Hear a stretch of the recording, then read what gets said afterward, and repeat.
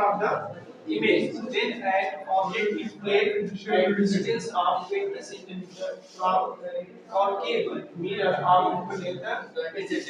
देखिए u and minus 20 f is your u की value जाएगी -20 फोकल लेंथ भी -20 कौन सा मीटर है concave mirror concave focal length क्या होती है minus हो जाएगा माइनस।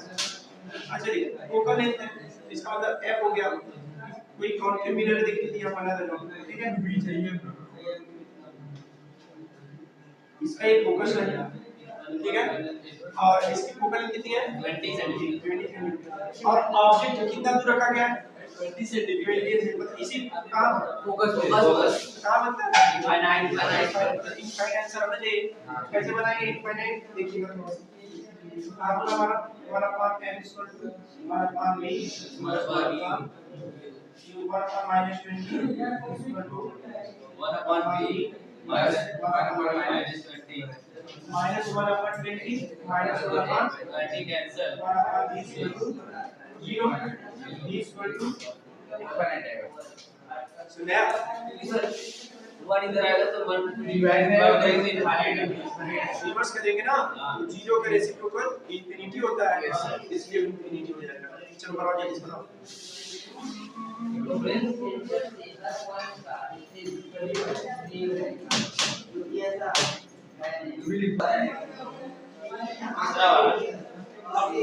इसके बाद नेक्स्ट क्वेश्चन नंबर 3 क्या कह रहा है देखिए ध्यान से what is the nature of image formed by a concave mirror if the magnification produced by the mirror is +4 and -2 ठीक है दो क्वेश्चन पूछा इसमें दो क्वेश्चन है एक बार मैग्निफिकेशन कितनी है +4 और एक बार दिया है -2 ठीक है तो ये पूछा है कि नेचर क्या होगा इमेज का नेचर मतलब कि वो इमेज कैसा बनेगा इन्वर्टेड इरेक्ट वर्चुअल या रियल तो मैंने आपको बताया था कि अगर m की वैल्यू क्या हो जाए माइनस m की वैल्यू माइनस होती है तो ये होता है आपका रियल और एंड इन्वर्टेड इनवर्टेड ठीक है और m की वैल्यू अगर प्लस हो जाए तो समझ जाइएगा ये क्या है वर्चुअल और ठीक है अब पहला कंडीशन क्या किया +4 इसका मतलब वर्चुअल एंड इरेक्ट और दूसरा कंडीशन ये है माइनस का मतलब रियल एंड इन्वर्टेड। इसमें ये भी पूछ सकता है क्वेश्चन बना के कि क्या साइज हो तो जब ये +4 का है तो समझ जाइएगा कि +4 जब आया तो इसका 4 टाइम्स होगा। आगे मान लीजिए ऑब्जेक्ट हमारा है वो 5 सेंटीमीटर कितना है 5 सेंटीमीटर इसका 4 टाइम्स मतलब 20 सेंटीमीटर ये है और इसमें जब आएगा दो तो यही कितना हो जाएगा 10 हो जाएगा कितना हो जाएगा सुनेगा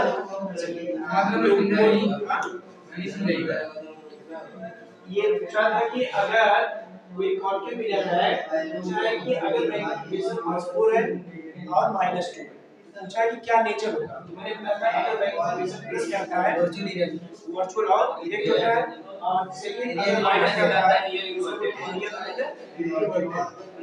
मतलब वास्तविक और उल्टा ठीक है। और दूसरा अगर प्लस में आएगा तो जगह वर्चुअल आभासी और सी ठीक है। अब यहाँ पे बोर्ड दिया था इसका 4 गुना बनेगा अगर 2 दिया तो इसका मतलब 2 गुना है ना। चलिए इसको बना लीजिए सही हिंदी में कैसे बोलेंगे इसको लिखिए हिंदी में देखिए किसी अवतल दर्पण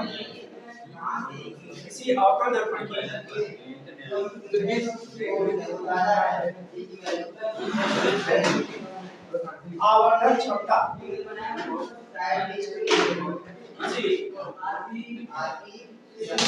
अवतल दर्पण की आवर्धन क्षमता +4 है तथा -2 है तब प्रतिबिंब की प्रकृति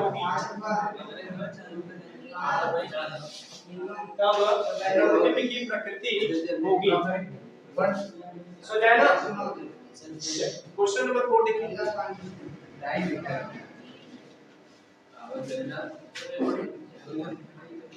क्वेश्चन नंबर 4 देखिए, तो इसमें आपको दिखेगा कि साफ दिख रहा है क्लियर।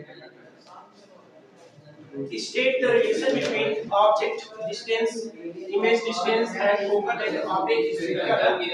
इसका मतलब है कि आपको FUV में रिलेशन बताना है।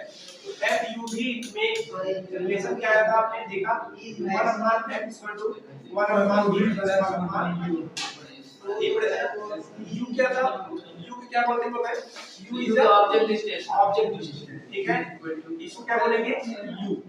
और दूसरा ये जो आपके है इसको इमेज डिस्टेंस को भी इसको बोलेंगे v, इस पूरे टर्म को बोलेंगे v, और इस पूरे टर्म को बोलेंगे u। ये क्या हो गया आपका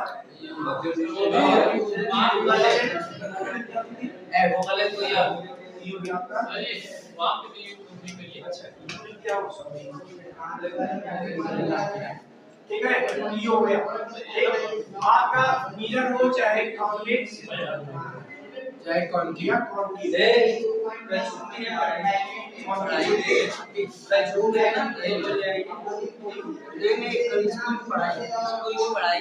स्कूल की पढ़ाई चलो ठीक आ गया गया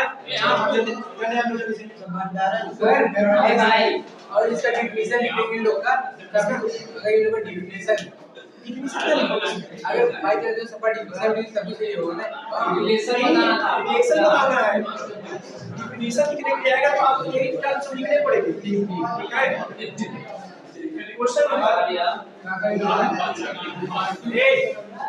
5 देखिए, फोर्थ का तो आंसर हुआ क्वेश्चन में आप हिंदी में बोल रहे हैं। वही तो पूछा था कि दर्पण के सूत्र का संबंध बताइए। तो दर्पण के सूत्र में आपको ये question number 5 right the reading of the symbol which occurs in तो लिखना है। आपको मिनट का लिखना है और यूवी और एफ का नाम बताना है कौन क्या है।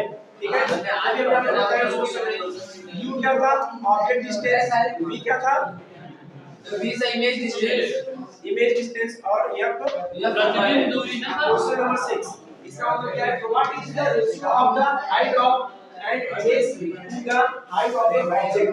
क्या होता है रेशियो बोल दिया तो रेशियो अपनेगा h2/h1 equal to minus u magnification. ठीक है, उसके बाद एक क्वेश्चन नंबर 7 देखो define the linear magnification by a mirror. Linear magnification कैसे आता है? लीनियर मैग्निफिकेशन को डिफाइन किया गया लीनियर पर क्या है बाकी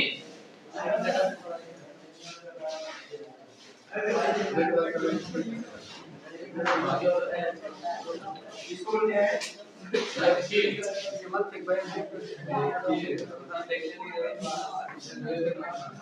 ठीक है, इसको कैसे शो करते हैं यम से ये कैसे डिफाइन है एक बात क्या इक्वल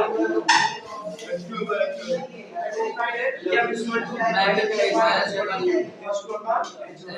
क्या होगा हाइट ऑफ इमेज पांचवें आंसर है वो। हां पांचवा छठवां हमारे सातवें का आंसर है। ये जो आंसर है तो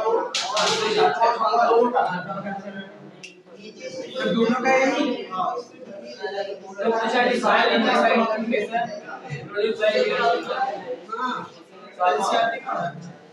ये भाई मैग्निफिकेशन क्या है ये ठीक है। चलिए इसके बाद question number 8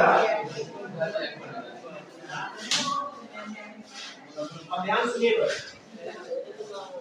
write down the formula for magnification produced by object mirror. देखिए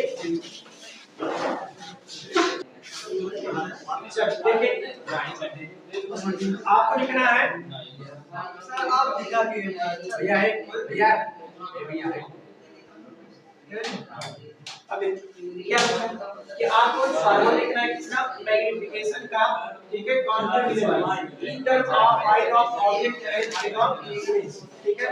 तो सेम क्वेश्चन प्रीवियस वाला ही है, आप इसमें क्या लिखा हमें बताया अभी ये h1 का h2 क्या था, h2 आपकी इमेज की हाइट और h1 ऑब्जेक्ट की हाइट, ठीक है। तो सेम हो गया। उसके बाद in term of the distance and the image मतलब u इसमें क्या था, m equal to minus v upon u,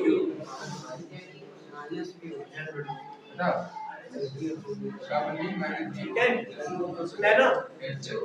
इसके बाद अगर बात करें क्वेश्चन नंबर